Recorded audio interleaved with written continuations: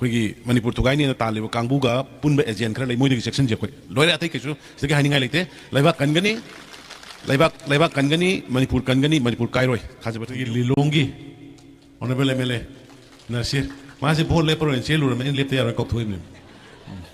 ꯗꯨꯕꯥꯏꯗ ꯑꯗꯒꯤ ꯃꯌꯥꯝ ꯃꯥꯡꯗ ꯂꯦꯡꯁꯤꯜꯂꯤꯕ ꯑꯩꯒꯤ ꯈꯥꯡꯉꯕꯣꯛꯀꯤ ꯄ꯭ꯔꯖꯥ ꯏꯆꯜ ꯏꯆꯦ ꯃꯔꯨꯞ ꯃꯄꯥꯡ ꯃꯌꯥꯝ ꯄꯨꯝꯅꯃꯛ ꯏꯀꯥꯏ ꯈꯨꯝꯅꯕ ꯎꯠꯆꯔꯤ ꯆꯨꯝꯅ ꯑꯩꯗꯤ ꯁꯨꯃꯥꯏꯅ ꯃꯤꯇꯤꯡ ꯇꯧꯔꯝꯒꯅꯤ ꯈꯪꯗꯕ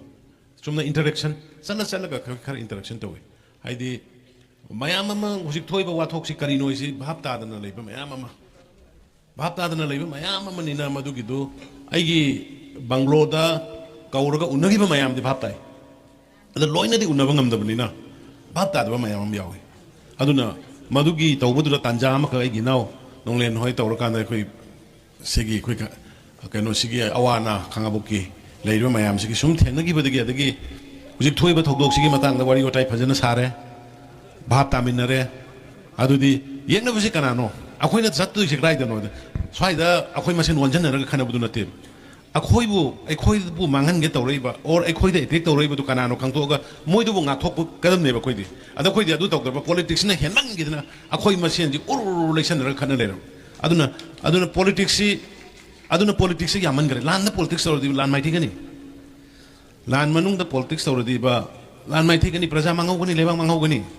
अदुना लान मनुंग पॉलिटिक्स तौब यादे चप मानगदन अखोय यूनिटी लेगदन असोयबा तांगनबा याय असोयबा हायबा याय नंग अदुदा वाले अखोय सिदा मेंखछि अदु तौदा तौ हायनबा याय बट अदुगा सिदैदा अदगी मणिपुर थुगायगेना तौबा कांबुगी मिसंग जंगबा कांबु राजनीति वरासु यावरोय मिदो अदुना अखोय माइक्रोफोन अदुना ngangbा यादेबा मणिपुर थुगायदगी होनरिबा कांबु सिंदी मोइना अखोयगी सिदा एजेंट थाजलगा मोइना अखोयदा हंगनलेबा सावलिने अखोयसे ngangaga sawale अदै लोय हायदोले अदु अखोइन तौगदबदु मीना खंग्रदि कायदो यारने अदुना मोइगी अखोय स्वाइदा लैरिबा तंपाकता लैरिबा एजेंट खर लैरि अखोयगी मणिपुर थुगायनेना तालिबा कांबुगा पुनबा एजेंट खर लै मोइदगी सेक्शन जे अखोय लोयरे अतै कैसु सिदगी हायनिंगाय लेते लैबाक कनगनी मणिपुर कायरोय थाजबा थंबियु अखोय अमतनी अखोय कनामता खनबा लेते हानिगी लैरिबा जाति से थादौ लैरिबा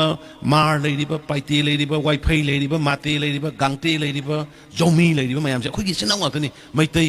तांखुल माव मराम हानादगी लेमिनबदो अखोय लोय लैनि आदि अनौबा संगा अब तौरिबा ड्रग तौरिबा कांगुदुने अखोयना थिंगिसिदि अद मयामसिना पक्सन संतोगा खंगे तौबदगी निंगसि इरांग सांगदरिसे अदुना हुजिकसु पॉलिटिक्स हम तौरि तौसुनु अमा मंगन खायबा इसोर लैबनि माना तौबना माना फंगनी आइना तौबना आइना फंगनी अखोयदि लैबाकि लेप्स अदुना आई लाइसिदि नोइ नामुक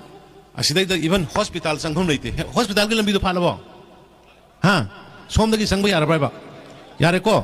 अदु खुबम थोकनी अदुगिदि आई हेल्थ मिनिस्टर थागले नोम करिनो सिदा लाकान अदु बो खादा ले नंग लेहो अदु हांग लाओ नै मा थनबने निंगंगि ब्रा केनो नोले अदुना याम फरे अदुमा अदगी आइना याम नुंगाय बसे सि उबदा आई दिना इ थागले दिना याम थागले माना हुजिक अखोगी इकोनॉमिक रिवाइवल लाइनागी वानिङै मतमसिदा चानिङै थंनिङैगी प्रॉब्लम सेंथोक लेतबगी प्रॉब्लम तौरिबा मया मरक्स अखोई कमायना हिंगदगे इसागी सेंथोक लेननबा अन माना मागी टीम अमा सेमखनहलगा अखोगी हानदगी लै मदु तोरकन पाक सन चटपनी ngarang na hanso mo khoi pangai da howe aduna akhoi si pothok hore ngasai tabada yam nungai luhongba sarat ki kari gi changdaba kabok nungbok phawda sidagi supply tawba hore puthokba hore dana ko adagi akhoi sidi khangabok ki kauna gi yam akanba hot leiba production leiba haiba adugi isona pirakpa mafamne aduna huji aina lakchari sidi kari wali hoi noina pirakpa mayam akhoi angang singna isa singina moina pirakpa tawhaning ba khara ingonda fangi open gym ama sabiyo hai adagi water pump ngasagi low kang bagido low kang ne aduna double cropping ayam ba loin taw khrebi noi kamai wa lorino haidi akhoi ayam ma mafam singda akhoi pam loi hut khareba ground water sing khat pagi se changma muki mathak hut pani manipur da ada akhoi khanga boki yaw noi chhai am ta yaw da ba ओहो आइगा खिदंग गाना fauna होद्रेने अदुगी water pump गिदुम सिदा यावरे अदुदि ngasi lakh यांखै की काइथो मनि नोइ गिसे इसिंग गिदमक को the four paddy field areas of Khangabok namely Lahonbi local adi Kaifa local Kiam local aduga Dantharam sigi mari sinatra mafungja सिगी paddy field सिगी water pump तौननबा आई ऑलरेडी ऐसे ओइरोइदबदा हाइगन देखो इरा पुरला आइसिने दुन अदुना अदुमा इसासिंगी नोइना थवा यावबदो नोइगी volunteer सिंग याम फै याम थवा यावी अदुगा खंगना बहनयबा मीसे खंगना खंगदबदुनेबा ख्वाइ लुरिसे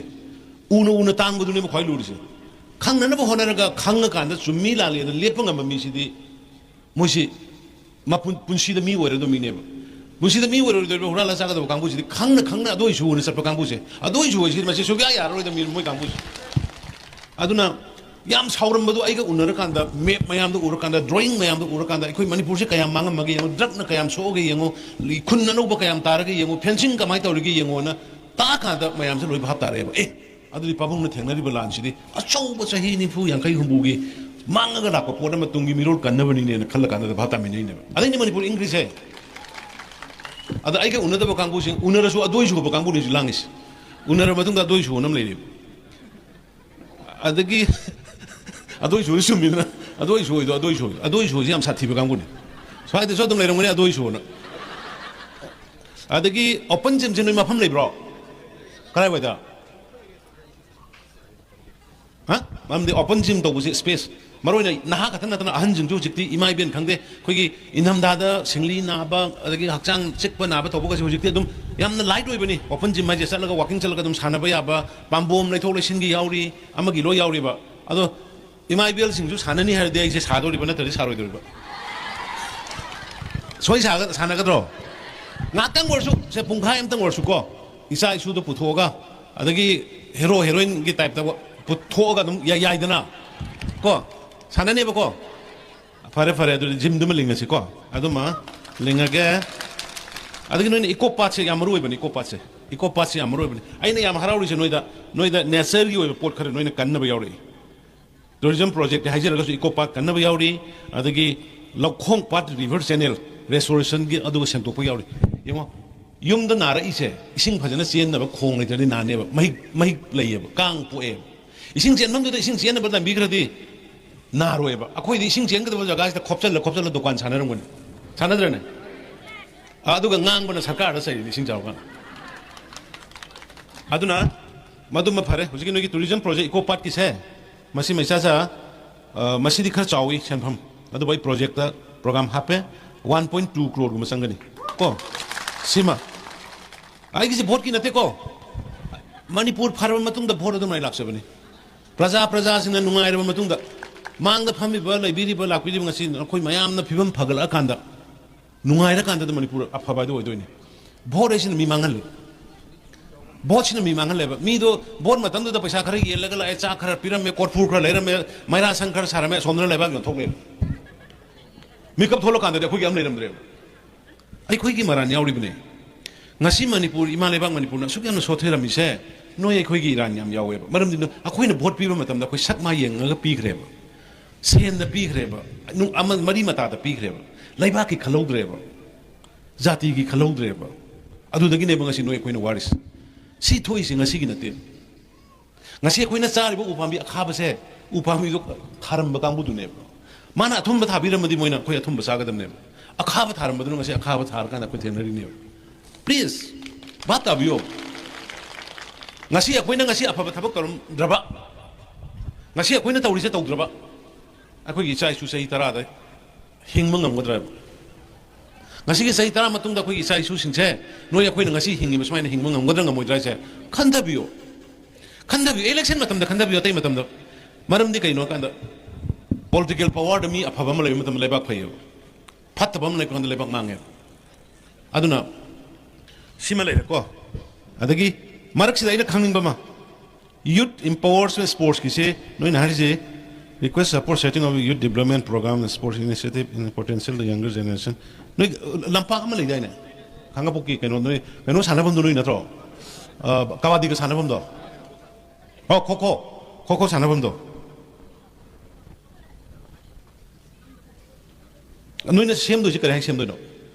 आदि हम जे हारिबा ग्राउंड से नोइना सेदा हम याउरिदना नोइना सेदा हम से नंबर 5 ता हम याउरिबा promoting youth empowerment and sports. In addition to the above proposal, we request support for setting up youth development program and a sports initiative to harness the potential of the younger generation and instill a sense of purpose and discipline. Lakoina towning is Karino, Jikanobudi, Club Key Secretary, Lakopodi, Sida Sabine, Sai Sabadi Aroida, 10 Ganiaro, Zagazi 10 Ganiaro, Atopalitro, Lam Adugi Lampaki Eriado,